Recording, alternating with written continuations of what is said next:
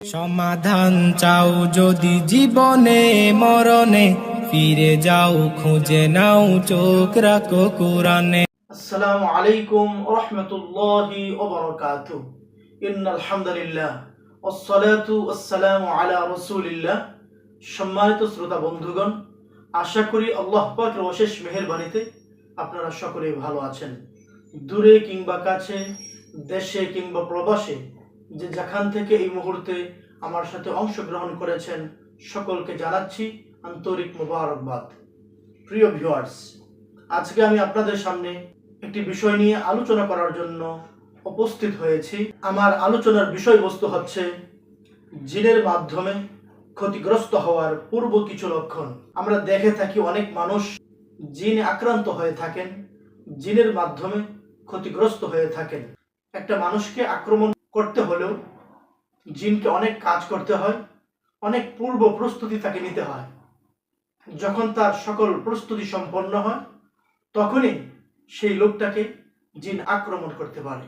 তো জিনে আক্রান্ত হওয়ার পূর্ব যে সকল লক্ষণ রয়েছে, সেই সকল লক্ষণ সম্পর্কে যদি আপনি সচেতন হতে পারেন, তখন দেখা যাবে আপনি আগেই বুঝে ফেলবেন জিন হয়তো আপনাকে ক্ষতি করার জন্য চেষ্টা করছে। তাহলে এই পর্যায়ে আমি আপনাদের সামনে বলার চেষ্টা করব জিনের মাধ্যমে ক্ষতিগ্রস্ত হওয়ার পূর্ব সে সকল কি কি লক্ষণ রয়েছে। জিনের মাধ্যমে আক্রান্ত হওয়ার পূর্ব যে সকল লক্ষণ রয়েছে, তার মধ্য থেকে একটি হচ্ছে স্বপ্নে খাবার খাওয়া। আমরা অনেক রোগীদেরকেই দেখে থাকি, তারা বলে থাকে যে সে প্রায় সময় স্বপ্নে খাবার খায়। সে জিনে আক্রান্ত হওয়ার আগে স্বপ্নে খাবার খেয়েছে, খাওয়ার পরেও সে সতর্ক হয়নি। আর যখন সে আক্রান্ত হয়ে পড়েছে, তখন দেখা যায় স্বপ্নে খাবার খাওয়ার মাত্রাটা তার প্রচুর পরিমাণে বেড়ে যায়। এর কারণ হচ্ছে স্বপ্নে খাবারের মাধ্যমে জিন সেই রোগীর শরীরের ভিতরে ক্ষতি পৌঁছে দেয়। আর জিন যখন কোনো মানুষের শরীরে ক্ষতি পৌঁছে দেয়, সেই লোকটি দিন দিন আরো বেশি অসুস্থ হয়ে যায়। জিন যখন কোনো মানুষকে আক্রমণ করার চেষ্টা করবে, তার পূর্বে আরো একটি লক্ষণ দেখা দিবে, সেটি হচ্ছে দাঁত কাটা। ওই লোকটি ঘুমের মধ্যে দেখা যাবে প্রায় সময় দাঁত কাটবে। তার আশেপাশে অনেক মানুষ ঘুমাচ্ছে, তারা কেউই দাঁত কাটছে না, কিন্তু সে ঘুমের ভিতরে দাঁত কাটছে। মনে হয় যেন দাঁত দিয়ে সে কিছু একটা চাবাচ্ছে। যদি কোনো মানুষকে ঘুমের মধ্যে দাঁত কাটতে দেখা যায়, তখনও আপনি ধরে নিতে পারেন এই লোকটিকে হয়তোবা জিন ক্ষতি করার চেষ্টা করছে। আবার অনেক পেশেন্টের ক্ষেত্রেই জিনে আক্রান্ত হওয়ার পূর্বে দেখা যায় স্বপ্নে প্রায় সময় তাকে বুবাই ধরে।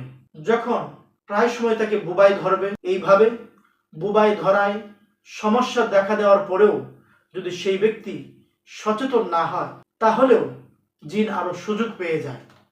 জিন তখন বুঝতে পারে আমি যে রোগীকে ক্ষতি করার জন্য এসেছি, সে এতটা সচেতন নয়, সে এখনো বুঝতে পারেনি যে আমি তাকে ক্ষতি করার চেষ্টা করছি। তখন জিন তার নিজের কাজ চালিয়ে যায়। আবার অনেক পেশেন্টের ক্ষেত্রে দেখা যায় জিনে আক্রান্ত হওয়ার পূর্বে তারা উপর থেকে পড়ে যায়। যখন আক্রান্ত হয়ে আমাদের কাছে আসেন, তখন তারা বলে আমি ইতিপূর্বে দেখেছি আমি প্রায় সময় ঘুমের মধ্যে কোনো উঁচু জায়গা থেকে পড়ে যাচ্ছি। এ জাতীয় স্বপ্ন দেখে আমি নিজে ভয় পেয়ে যেতাম, অনেক সময় শরীর ঘেমে যেত। আর এখন আমার উপর থেকে পড়ে যাওয়ার এই মাত্রাটা আরো দিন দিন বৃদ্ধি পাচ্ছে। এখন বৃদ্ধি পাচ্ছে কেন? এর কারণ হচ্ছে শুরুর দিক থেকে আপনি যখন স্বপ্ন দেখেছেন ঘুমের মধ্যে উঁচু কোনো জায়গা থেকে পড়ে যাচ্ছেন, সেটা ছিল জিনে আক্রান্ত হওয়ার পূর্ব লক্ষণ।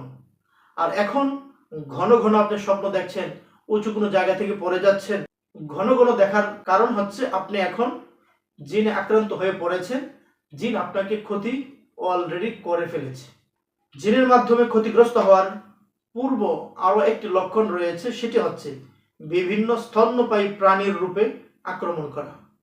অনেক রোগী বলে থাকেন, হুজুর আমি স্বপ্নে দেখেছি আমাকে কোনো প্রাণী আক্রমণ করছে, কোনো সাপ, বাঘ, সিংহ এ জাতীয় বিভিন্ন প্রাণীর কথা তারা বলে থাকেন। তখন অনেক রোগী মনে করে এই স্বপ্নটা হয়তোবা আমি এমনিতে দেখেছি। এভাবে এ জাতীয় স্বপ্নগুলোকে তিনি অবহেলার দৃষ্টিতে দেখতেন।